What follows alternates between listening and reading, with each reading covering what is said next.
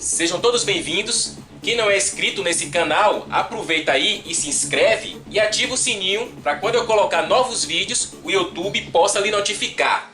Vamos agora ao desafio 11. Mas antes, vamos resolver o desafio 10. Eu dei para vocês esse circuito com diodo Zener e 2 resistores e pedi para que vocês fizessem a análise e me dissessem se esse circuito está funcionando normal ou se ele está anormal.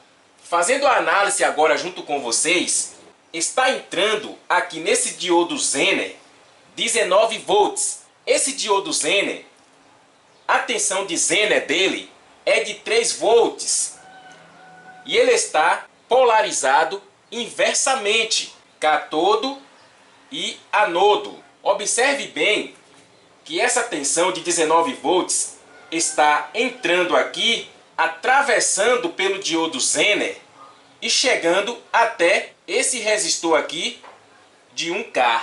Sabemos que o diodo Zener ele funciona como um regulador de tensão, mas nessa situação aqui ele não está regulando a tensão.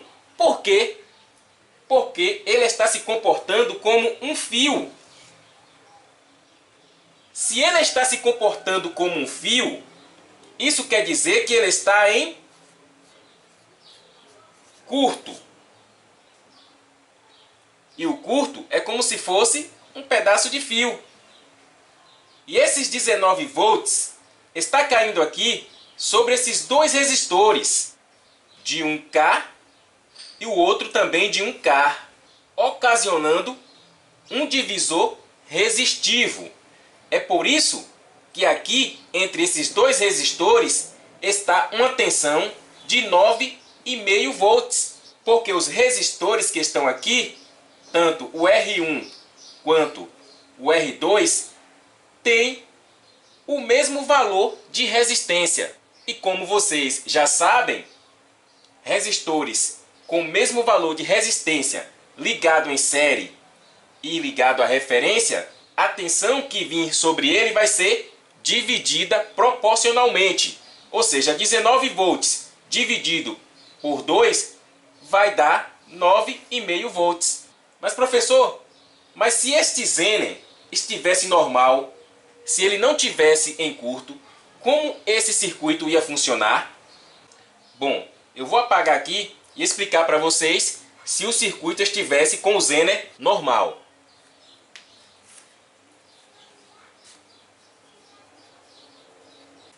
Se esse diodo não estivesse em curto, esses 19 volts aqui ia passar para cá com uma queda de tensão de 3 volts, que é a tensão de Zener.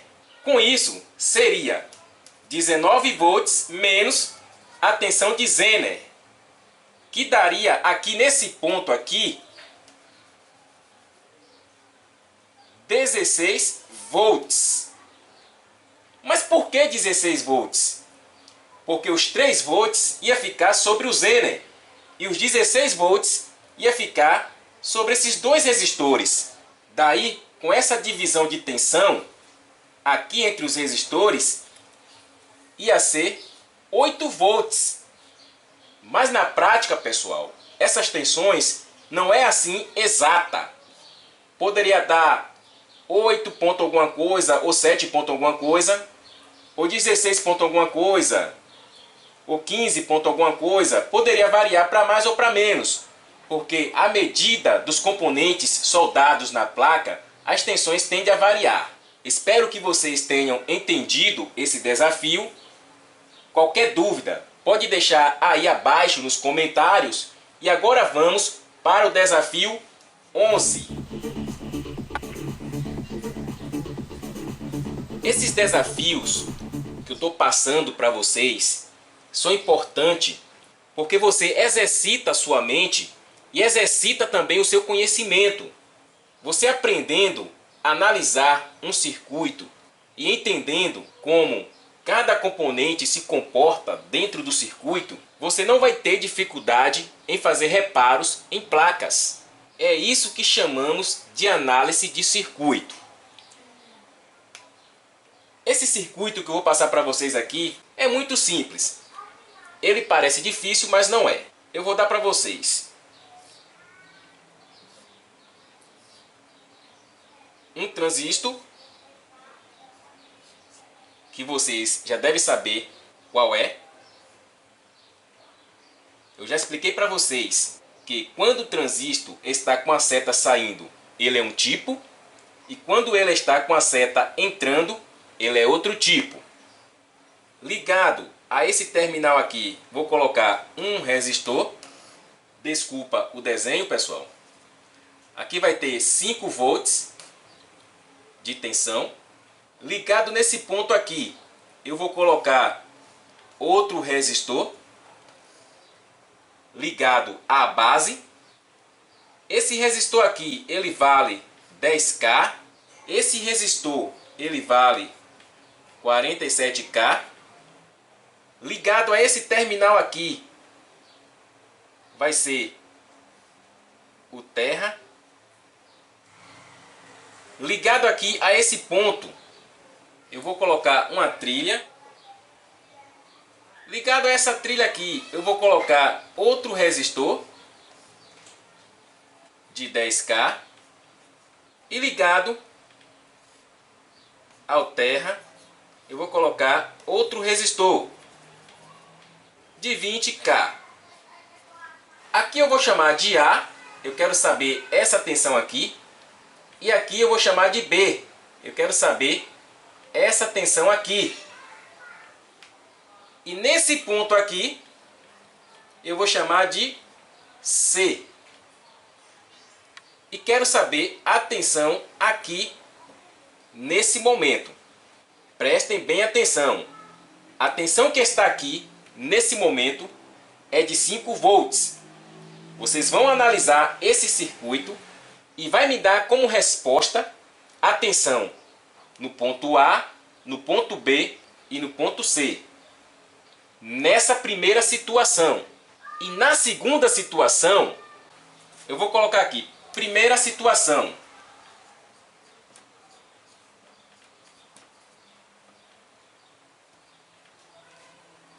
Eu quero a tensão de A, de B e de C. Primeira situação. Na segunda situação, eu vou dar para vocês um circuito integrado. Preste bem atenção aqui.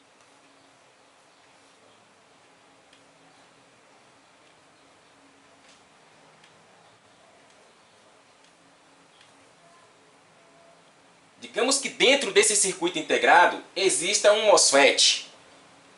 É só um exemplo, pessoal.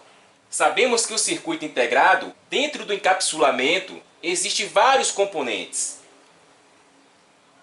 Digamos que nesse circuito integrado aqui, ó, vou colocar ele bem quadrado aqui, esteja chegando aqui,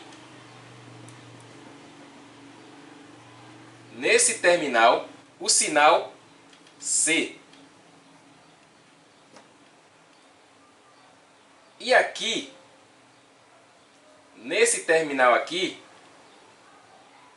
esteja entrando uma tensão de 3,3 volts, aqui nesse ponto, ligado ao gate. Eu quero saber, nessa segunda situação,